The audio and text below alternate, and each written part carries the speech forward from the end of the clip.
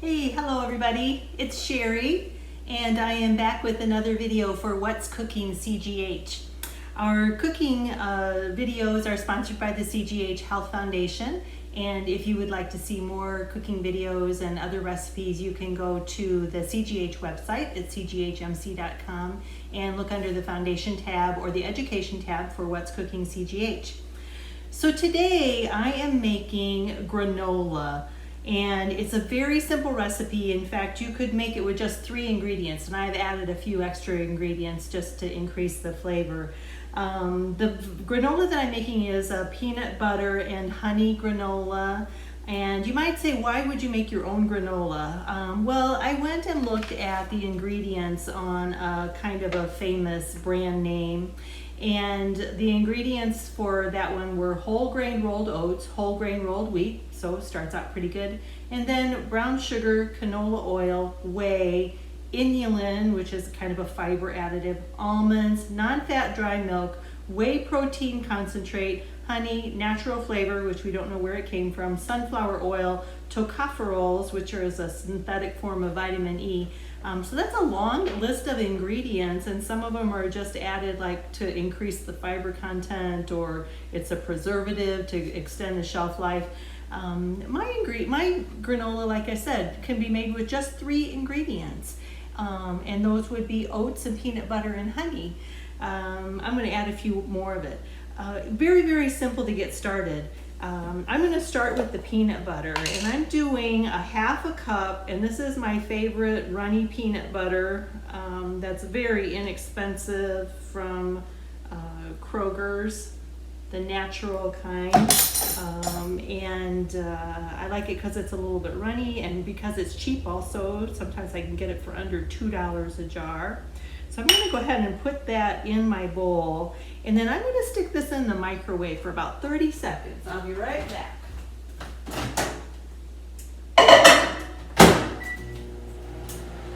So the reason I'm microwaving the peanut butter is just to get it a little looser, a little warm, so the other ingredients kind of blend in a little easier. I found this recipe online, and the original recipe told me that I was supposed to microwave the honey and the peanut butter together. And I blogged this recipe a few years ago, and a friend of mine called me up, a honey expert, and said, you should never microwave honey. And so apparently when you microwave honey, you kind of damage some of the natural compounds in it. So since then, I just microwave the peanut butter and add everything back in. Be right back. So that's my 1/2 cup of peanut butter microwaved. I will add the honey next. And I buy a local honey. I don't know if there's any truth to all of the beliefs about honey. And honestly, when I use sweeteners, sometimes it's more about flavor than it is actually sweetening the product.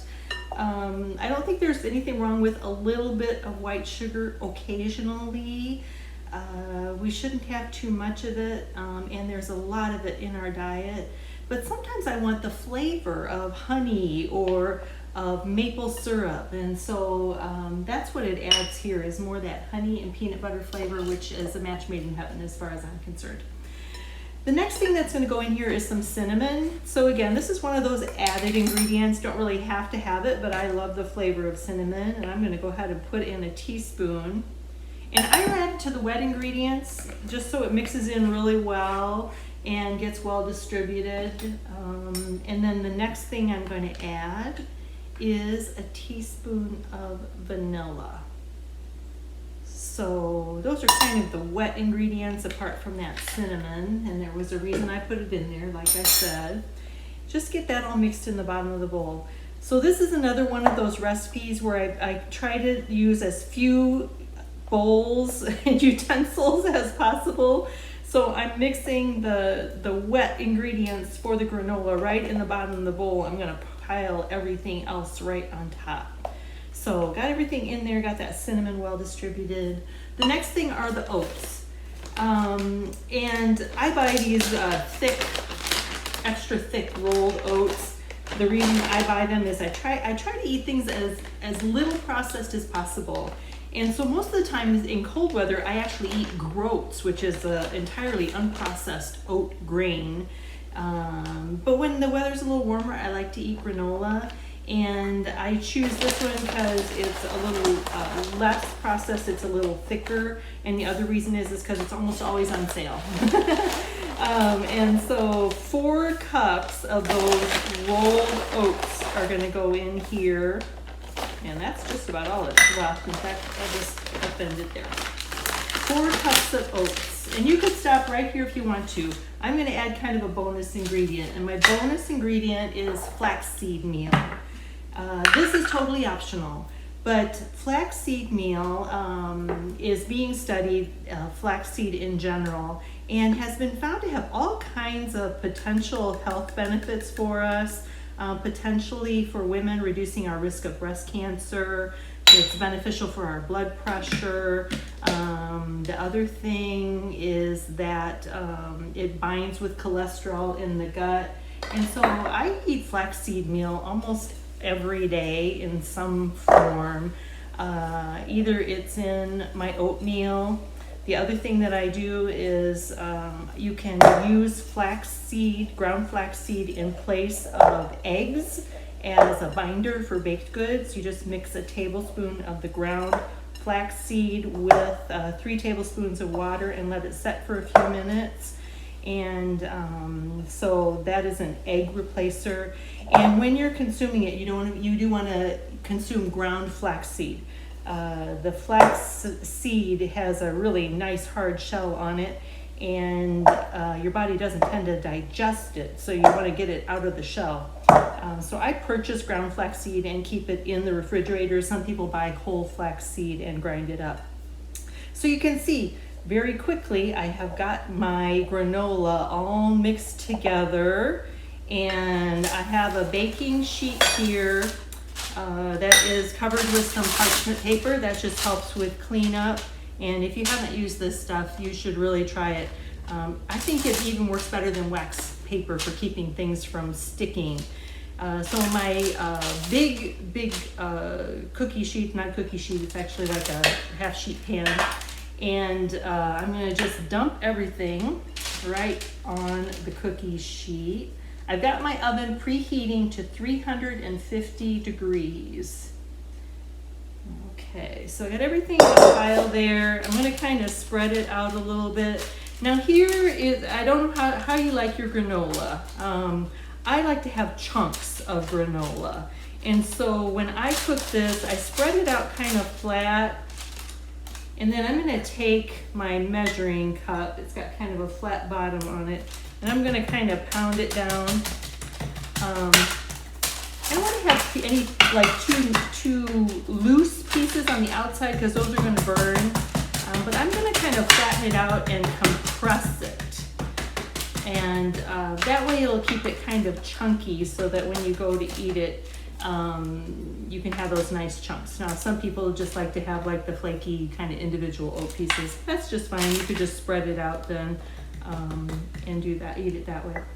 So there's my granola, and I am going to put it in the oven at 350 degrees. It'll take maybe 15 or 20 minutes. You want to watch it and cook it to your degree of preference. If you like things a little darker, it's going to seem a little soft when you take it out of the oven. But it will firm up. So don't cook it too long thinking, oh, it's not crisp yet. Just 15 or 20 minutes until the outside edges start to get a nice dark golden brown. So that's gonna go in the oven. I'll show you one that I have done, and I'll show you my favorite way to eat it. Okay, so there's what it looks like. See those beautiful brown edges? So this makes a great snack. This is my husband's favorite snacks is the granola, this peanut butter and honey granola. What I like to do, so in this bowl I have a cup of frozen mixed berries, and I stuck those in the microwave for a couple of minutes until they got thawed and they're just a little warm. And then I like to take this granola, a portion of it, and just spoon it over my mixed berries.